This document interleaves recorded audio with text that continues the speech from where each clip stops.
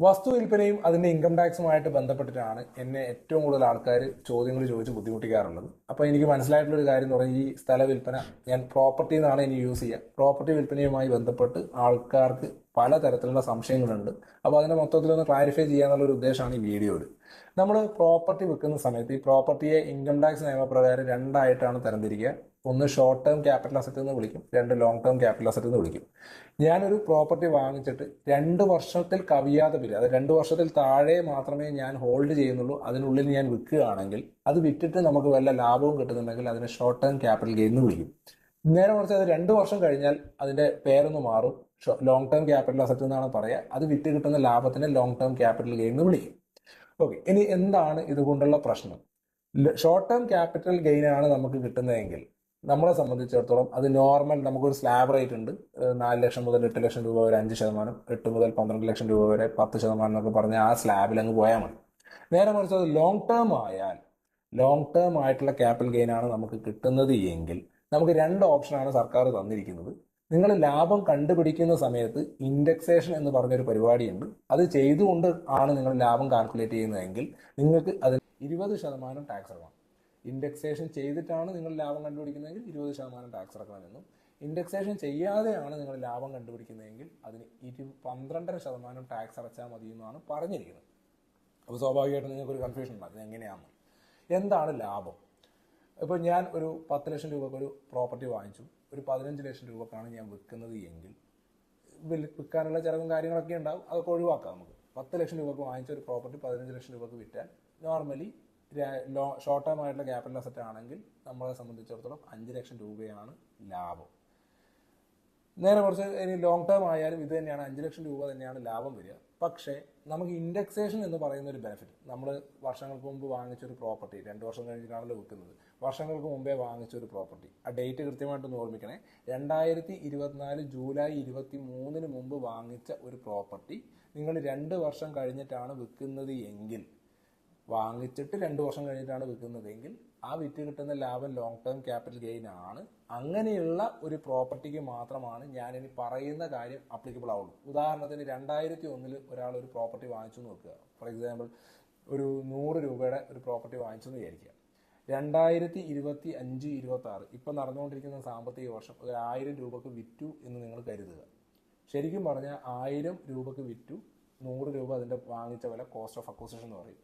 അത് കുറച്ച് കഴിഞ്ഞാൽ നമുക്ക് 900 രൂപ ലാഭം കിട്ടും. ശരിക്കും പറഞ്ഞ നിയമപ്രകാരം ഈ 900 രൂപയുടെ 12.5% ടാക്സ് അടക്കണം എന്നാണ് പറയപ്പെടുന്നത്. ഓക്കെ, പക്ഷേ നമുക്ക് വേറൊരു കാര്യം കൂടിയുണ്ട്. നമ്മൾ അന്ന് വാങ്ങിച്ച 100 രൂപയുടെ ചിലവ് നമുക്ക് എന്ത് ചെയ്യാൻ വേണ്ടി പറ്റും, കൂട്ടിക്കാണിക്കാൻ വേണ്ടി പറ്റും. ആ 100 രൂപയുടെ ഇൻഫ്ലേഷനും കാര്യങ്ങളൊക്കെ അഡ്ജസ്റ്റ് ചെയ്തുകൊണ്ട് അന്നത്തെ 100 രൂപ ഇന്നത്തെ 376 രൂപയാക്കിയിട്ട് നമുക്ക് കാണിക്കാം. അതായത് അന്നത്തെ 100 രൂപക്ക് ചിലവാക്കിയതിനെ നമുക്ക് ഇന്നത്തെ ഒരു 25-26 സാമ്പത്തിക വർഷം അന്നത്തെ 100 രൂപക്ക് വാങ്ങിക്കേണ്ട ഒരു സാധനം ഇന്ന് വാങ്ങിക്കണമെങ്കിൽ 376 രൂപ വേണമെന്ന് സർക്കാരിൻ്റെ കണക്ക് പ്രകാരം നമുക്ക് കൺവേർട്ട് ചെയ്യാൻ വേണ്ടി പറ്റും. അപ്പോൾ അങ്ങനെ കൺവേർട്ട് ചെയ്തിട്ടാണ് നമ്മൾ ലാഭം കണ്ടുപിടിക്കുന്നതെങ്കിൽ 1000 രൂപക്ക് വിറ്റാൽ 376 രൂപ ചിലവ് കഴിച്ച് ബാക്കി 624 രൂപയായിരിക്കും നമ്മുടെ ലാഭം. 624 രൂപയുടെ 20% നിങ്ങൾ എന്ത് ചെയ്യേണ്ടി വരും, ടാക്സ് അടക്കേണ്ടി വരും എന്ന് മനസ്സിലാക്കുക. ഇനി ഇതിനകത്തുള്ള 2 വിഷയങ്ങൾ എക്സ്ട്രാ പറയാം. ഈ വാങ്ങുന്ന ആൾ 50 ലക്ഷം രൂപയിൽ കൂടുതലാണ് ഈ പ്രോപ്പർട്ടിക്ക് കൊടുക്കുന്നത് എങ്കിൽ സ്വാഭാവികമായിട്ടും അതിന് ഒരു TDS കട്ട് ചെയ്തിട്ട് വേണം എന്ത് ചെയ്യാൻ, ആരാണോ വിൽക്കുന്നത് അയാൾക്ക് പേയ്മെൻറ്റ് കൊടുക്കാൻ ഒരു 1% എന്ത് ചെയ്യണം, TDS കട്ട് ചെയ്യണം. അപ്പോൾ അതിൻ്റെ TDS സർക്കാരിന് അടക്കണം, ബാക്കി 99% സെല്ലർക്ക് കൊടുക്കണം പേയ്മെൻറ്റ്. രണ്ടാമത്തെ കാര്യം, 2 ലക്ഷം രൂപക്ക് മുകളിലുള്ള പണമിടപാടാണെങ്കിൽ അത് ക്യാഷിൽ നടത്താൻ പാടില്ല എന്നുള്ളൊരു കാര്യമുണ്ട്, അത് നിങ്ങളൊന്ന് ശ്രദ്ധിക്കണം. മൂന്നാമത്തെ ഒരു കാര്യം, നമുക്ക് കിട്ടുന്ന ലാഭത്തിൻ്റെ ടാക്സ് അടുത്ത ജൂലൈയിൽ നമ്മൾ റിട്ടേൺ ഫയൽ ചെയ്യുന്ന സമയത്ത് കണക്കിൽ കാണിക്കുകയും അത് ടാക്സ് അടക്കുകയും വേണം. അപ്പോൾ സ്വാഭാവികമായിട്ടും ഈ വിറ്റ വില മൈനസ് വാങ്ങിയ വില ലാഭം എന്നുള്ള കൺസെപ്റ്റ് നിങ്ങൾക്ക് മനസ്സിലായിട്ടുണ്ടാവും, ഇൻഡെക്സ് ചെയ്യേണ്ട കൺസെപ്റ്റ് നിങ്ങൾക്ക് മനസ്സിലായിട്ടുണ്ടാവും. ഇനി ഇത് ടാക്സ് ഒഴിവാക്കാൻ, ഇങ്ങനെ ബിൽഡിങ്, സ്ഥലം, വീട്, ഫ്ലാറ്റും ഒക്കെ വിറ്റ് കഴിഞ്ഞാൽ അതിൻ്റെ ടാക്സ് ഒഴിവാക്കാൻ എന്താണ് മെച്ചമുള്ളത്? 2 വ്യക്തികളെ സംബന്ധിച്ചിടത്തോളം പ്രധാനമായിട്ടുള്ള 2 വഴികളാണുള്ളത്. ഒന്ന്, നമ്മൾ വിൽക്കുന്നത് ഒരു വീടാണെങ്കിൽ, പ്രോപ്പർട്ടി എന്ന് പറയുന്നത് ഒരു വീടും സ്ഥലവും ആണെങ്കിൽ, നമ്മളൊരു പുതിയൊരു വീട്ടിൽ ഇൻവെസ്റ്റ് ചെയ്യുകയാണെങ്കിൽ, പുതിയൊരു വീട് എടുക്കാൻ വേണ്ടിയിട്ട് നമ്മൾ ഇൻവെസ്റ്റ് ചെയ്യുകയാണെങ്കിൽ, പുതിയൊരു വീട് ഉണ്ടാക്കുകയാണെങ്കിൽ നമ്മൾ വിറ്റിട്ട് 3 വർഷത്തിനുള്ളിലോ, പുതിയ വീട് വാങ്ങിക്കുകയാണെങ്കിൽ നമ്മളിത് വിറ്റിട്ട് 2 വർഷത്തിനുള്ളിലോ വാങ്ങിക്കുകയാണെങ്കിൽ നമുക്ക് എന്ത് കിട്ടും, ഈ ലാഭം നമ്മൾ റീഇൻവെസ്റ്റ് ചെയ്യുകയാണെങ്കിൽ നമുക്ക് എന്ത് കിട്ടും? എക്സംഷൻ കിട്ടും എന്നുള്ളതാണ് ഒരു കാര്യം. അതൊന്ന് കൃത്യമായിട്ട് മനസ്സിലാക്കണം. രണ്ടാമത്തെ കാര്യം, നമ്മൾ വിൽക്കുന്നത് വീടല്ല, വെറും സ്ഥലമാണ്, അല്ലെങ്കിൽ കൊമേഴ്ഷ്യൽ ബിൽഡിംഗ് ആണ്, അങ്ങനെ വല്ലതും ആണെന്ന് വിചാരിക്കുക, അല്ലെങ്കിൽ കൊമേഴ്ഷ്യൽ ബിൽഡിംഗ് ആണെന്ന് വിചാരിക്കുക. അപ്പോൾ അങ്ങനെ വരുന്ന സമയത്ത് നമുക്ക് ഇതിന് സെക്ഷൻ 54F എന്ന് പറഞ്ഞൊരു വകുപ്പുണ്ട്. ഇങ്ങനെ വിറ്റ് കിട്ടുന്ന ലാഭം കൊണ്ടുപോയിട്ട് നമ്മൾ എവിടെ ഇൻവെസ്റ്റ് ചെയ്യുന്നു? വീട്ടിൽ ഇൻവെസ്റ്റ് ചെയ്യുകയാണെങ്കിൽ അവിടെയും നമുക്ക് എന്ത് കിട്ടും? ഈ കിട്ടുന്ന ലാഭം ടാക്സ് അടക്കാതെ എക്സംഷൻ ക്ലെയിം ചെയ്ത് പോകാൻ വേണ്ടി പറ്റും എന്നുള്ളതാണ് മനസ്സിലാക്കേണ്ടത്. അപ്പോൾ രണ്ട് വകുപ്പുകൾ, വീട് വിറ്റിട്ട് വീട്ടിൽ ഇൻവെസ്റ്റ് ചെയ്യുകയാണെങ്കിൽ നമുക്ക് 54 എന്ന് പറയുന്ന വകുപ്പിൽ ഒരു എക്സംഷൻ കിട്ടും. വീടല്ലാത്ത വേറെ എന്തെങ്കിലും ലോങ് ടേം ക്യാപിറ്റൽ അസറ്റ് വിറ്റ് കിട്ടുന്ന ലാഭം നമ്മൾ വീട്ടിൽ കൊണ്ട് ഇൻവെസ്റ്റ് ചെയ്യുകയാണെങ്കിൽ നമുക്ക് എന്ത് കിട്ടും? 54F പ്രകാരമുള്ള എക്സംഷൻ കിട്ടും. ഇതും കഴിച്ചിട്ടുള്ള ലാഭം വല്ലതും ഉണ്ടെങ്കിലാണ് നമ്മൾ എന്ത് ചെയ്യേണ്ടത്? സർക്കാരിന് ടാക്സ് കൊടുക്കേണ്ടത് എന്നുള്ളതാണ് ഇതിൻ്റെ ഒരു ആകെ തുക. അപ്പോൾ ഇവിടെ ആകെയുള്ള കൺഫ്യൂഷൻ എന്ന് പറഞ്ഞാൽ ലോങ് ടേം ആയിട്ടുള്ള ക്യാപിറ്റൽ അസറ്റ് വരുമ്പോൾ മാത്രമാണ് പ്രശ്നം. ഞാൻ ഇൻഡെക്സ് ചെയ്യാമെന്ന് പറയുന്നത് ഒരു ഓപ്ഷൻ മാത്രമാണ്.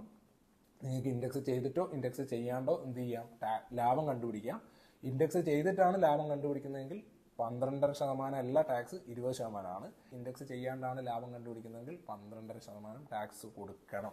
അപ്പോൾ ഇതിൽ പല ആൾക്കാർക്കും ഒരു ക്ലാരിറ്റി കുറവുണ്ട്. അപ്പോൾ അത് ഡേറ്റും കൂടി ഓർമ്മിക്കുക. ഈ പറഞ്ഞ 12.5% 20% ഓപ്ഷൻ ചൂസ് ചെയ്യാനുള്ള ആകെ അധികാരമുള്ള ആരാന്ന് ചോദിച്ചാൽ 2024 ജൂലൈ 23 മുമ്പ് വാങ്ങിച്ച പ്രോപ്പർട്ടി ആയിരിക്കണം.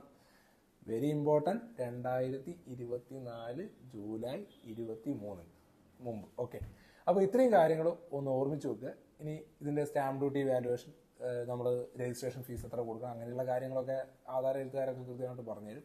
എന്തായാലും സ്റ്റാമ്പ് ഡ്യൂട്ടിയിൽ കാണിക്കുന്ന ഫിഗർ എങ്കിലും നിങ്ങൾ ബാങ്ക് ത്രൂ ഇടപാട് നടത്താൻ വേണ്ടി ശ്രദ്ധിക്കുക.